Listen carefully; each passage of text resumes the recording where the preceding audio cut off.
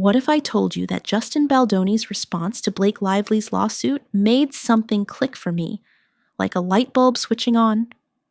Blake Lively has long wielded a certain document like a weapon, both professionally as leverage for more control over the film and socially to shape public perception. She's presented it as a 17-point agreement she supposedly negotiated to ensure safety and fairness for everyone on set. But what if that was a complete lie? Here's where it gets interesting. Justin Baldoni didn't enter into an agreement with Blake Lively herself. No. His contract was with Blake Incorporated, her personal entertainment company. And here's the kicker. Blake Inc. had been mostly inactive for years until she revived it in mid-2023. When she reinstated the company, she listed herself as the sole officer. This wasn't just about being an actress in It Ends With Us. This was a business move. Blake wasn't an employee of Wayfarer Studios. She wasn't even directly contracted by them. Instead, she was hired as an independent contractor through It Ends With Us Movie LLC. And then, in Baldoni's response, this is where everything fell into place.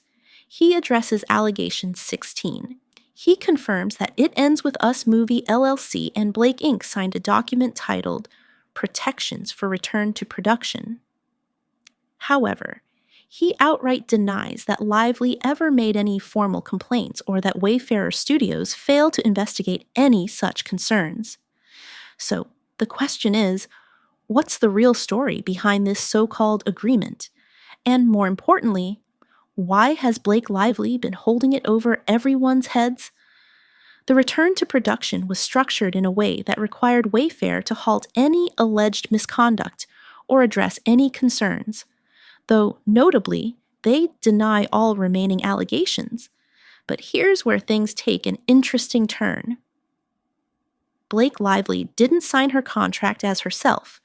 Instead, she used a loan-out company, a strategic move that essentially classifies her as an independent contractor. What does this mean? It means Wayfarer and It Ends With Us. LLC don't pay Blake Lively directly. Instead, they pay her company. This is a common tactic among actors, as it allows them to claim tax deductions, especially for management fees, attorney fees, and agent commissions, directly from their taxable income. However, California recently tightened its laws regarding these setups. Under this arrangement, Lively is not considered an employee of Wayfarer or It Ends With Us LLC. Her employment is with her loan-out company, not the production itself, and this distinction could have major legal implications. If an issue arises, she can still pursue legal action, but not as an employee. This means she cannot invoke California labor laws in her claims against the production. More critically, because her contract is through Blake Incorporated, she doesn't qualify for protection under Title VII of the Civil Rights Act of 1964. Instead, she would need to rely on the Fair Employment and Housing Act, FEHA, which offers a narrower scope of protection. Now, the question is, will her legal team, led by Brian Friedman, challenge this? Because her complaint with the CRD, California Civil Rights Department, may not have been filed under the correct classification. If this is true, it could change the entire trajectory of her case. The legal battle is just beginning, and it's shaping up to be more complex than it first appeared. Blake Heel Inc. was the entity under which legal action could have been pursued. She couldn't sue as an individual. Instead, she would have had to rely on the organization that held the contract. Whether this technicality could be leveraged remains uncertain, but it's something that could be examined further. Additionally, she wasn't protected under Title VII since she wasn't classified as an employee, but rather as an independent contractor working through an entity. This distinction likely explains why she didn't seek a federal right to sue. She wasn't a legally protected party under employment civil rights laws. The crucial 17-point document wasn't a protective contract for anyone except Blake Lively. It was an agreement between Blakehill Inc. and It Ends With Us, LLC, specifically for Lively's acting services in connection with the motion picture. Notably, this was not an HR complaint, nor did it acknowledge any formal grievances. There was no record of wrongdoing or any admission of misconduct by Wayfarer Studios, which, crucially, never even signed the document. Instead, the contract bore the signature of Jamie Heath on behalf of It Ends With Us, LLC. But here's where it gets even more interesting: Lively herself referenced this document in her amended complaint. She claimed that, before production resumed following the industry strikes, she was left with no choice but to demand protections. According to her, Wayfarer Studios and Sony had utterly failed to investigate or address a series of complaints brought forth by her and others. In response, she insisted that a written agreement be put in place, a safeguard to ensure the set would be a secure environment for everyone involved. By mid-November 2023, the parties reached a written agreement, establishing a 17-provision contract titled Protections for Return to Production. These provisions were designed to put a stop to the alleged misconduct of Justin Baldoni and Jamie Heath, misconduct that had been reported earlier that year. Among the stipulated protections was one particularly significant clause. An all-hands meeting was called, a pivotal moment where a critical plan for implementation was set to be confirmed, one that would dictate the physical and emotional safety of Miss Lively, her employees, and the entire cast and crew moving forward.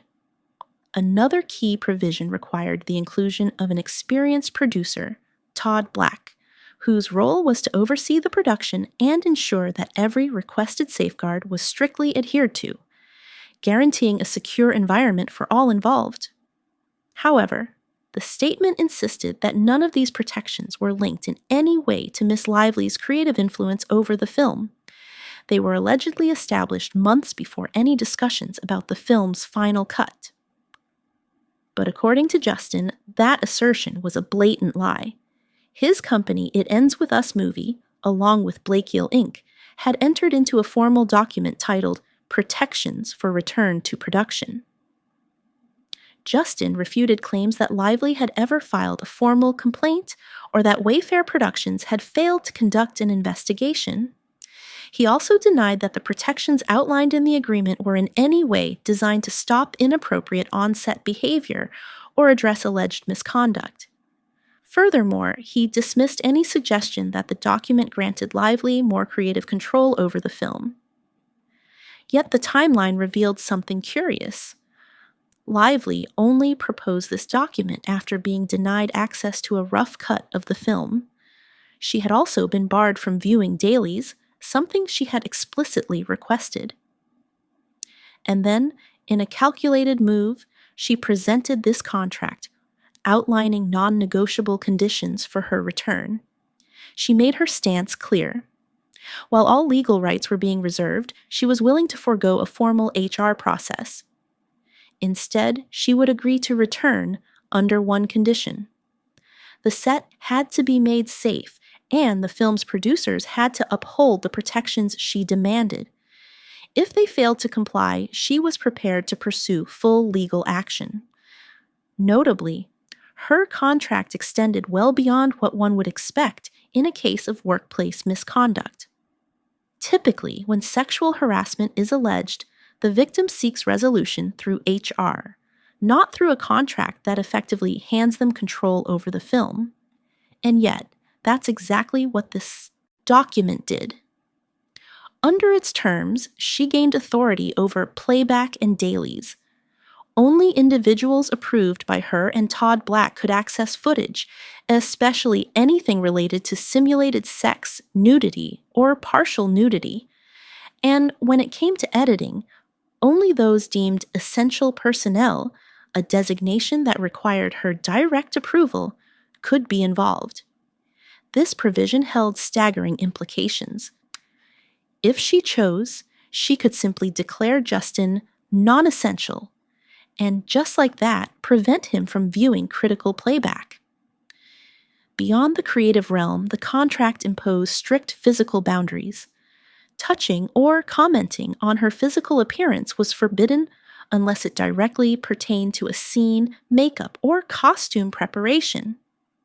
No one was permitted to hug her, enter her trailer while she was undressing, or even discuss personal experiences related to sex or nudity, no matter the context. The most striking detail? The first 4 protections outlined in the agreement served only one person: her. Rehearsals and filming involving nudity, partial nudity, or simulated intimacy were subject to ironclad restrictions. Only her approved body double could be used, and every measure was in place to ensure absolute control over how those moments were captured. The document wasn't just about safety, it was about power, control. And as the pieces of the puzzle fell into place, one question remained. Was it truly about protection, or was there something more lurking beneath the surface? As explicitly outlined, any footage filmed prior to the writer's involvement must not be used unless expressly permitted. Notably, no nudity or kissing scenes had been filmed, rendering point 7 irrelevant. Additionally, she was required to have a representative on set at all times, often designating her husband for this role. But the real twist lies in point 10. This is where she had them completely cornered. It stated unequivocally, "There shall be no retaliation of any kind against the artist for raising concerns about the conduct described in this letter or for these requirements. Any shift in attitude, sarcasm, marginalization, or other negative behavior, whether on set or elsewhere, including during publicity and promotional work, will be deemed retaliatory and unacceptable, and will be met with immediate action. Legally binding? That's debatable. But the implications? Chilling. This clause essentially ensured that any form of negativity, however subtle, could be grounds for immediate legal action. A mere refusal could be construed as retaliation. She never explicitly mentioned sexual harassment in these terms. Instead, she had positioned herself in a way that allowed her to wield control over the set with absolute authority. For instance, if she were told no about a particular request, she could point to Clause 4, which granted her say over scene work, or Clause 2, which guaranteed her access to video playback and dailies. Denying her, either of these could become a potential lawsuit. And then there was the screenplay. According to the agreement, all intimate scenes, kissing, simulated intercourse, or any form of physical contact had to be explicitly outlined in the script and personally approved by her in writing. That meant she had the power to dictate not only her own scenes, but also those of other cast members, including Isabella.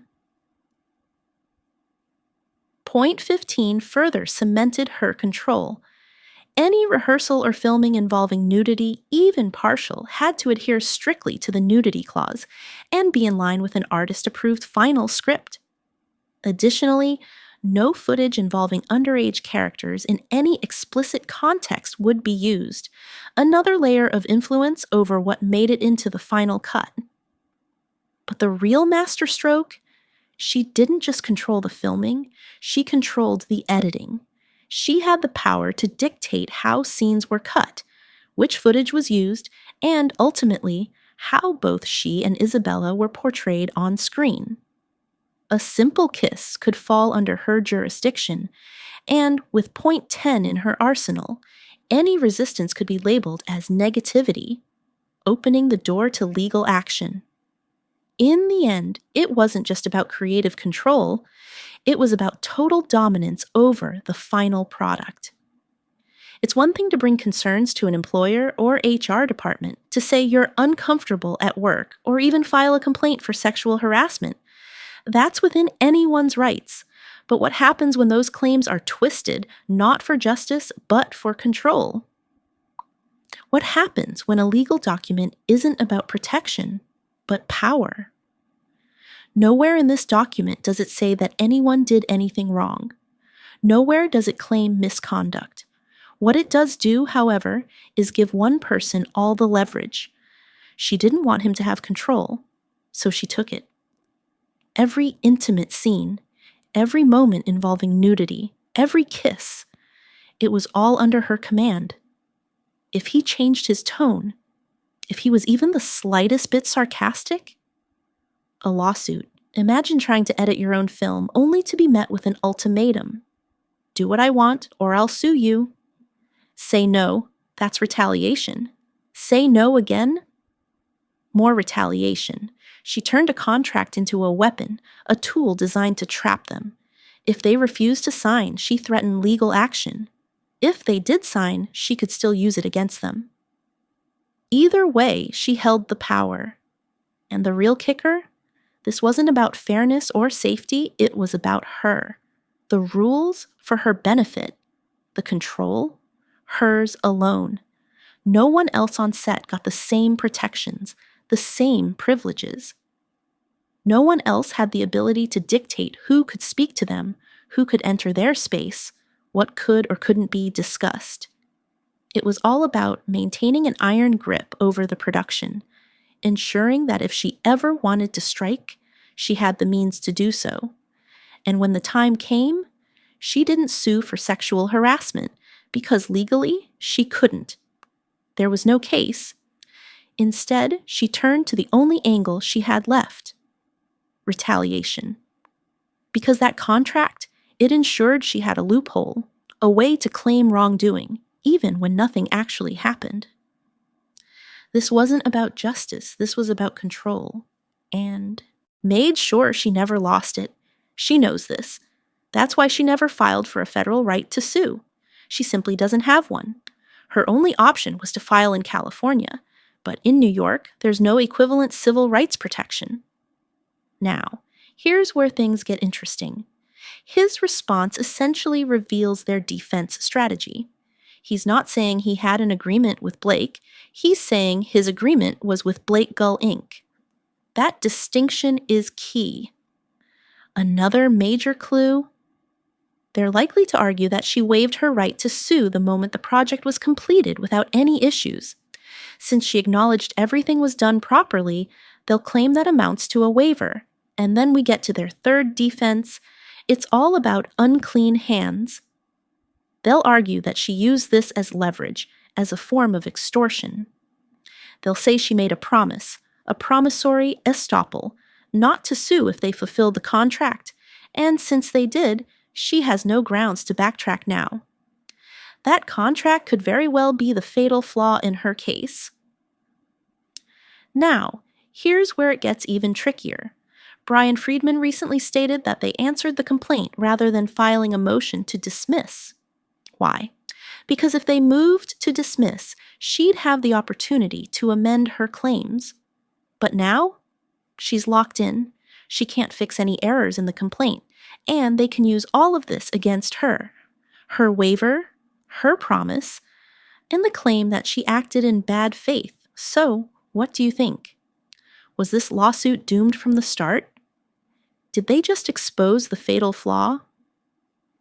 Let me know in the comments. And don't forget, like this video, subscribe if you haven't, and hit that notification bell so you never miss an update. Thanks for watching. See you next time.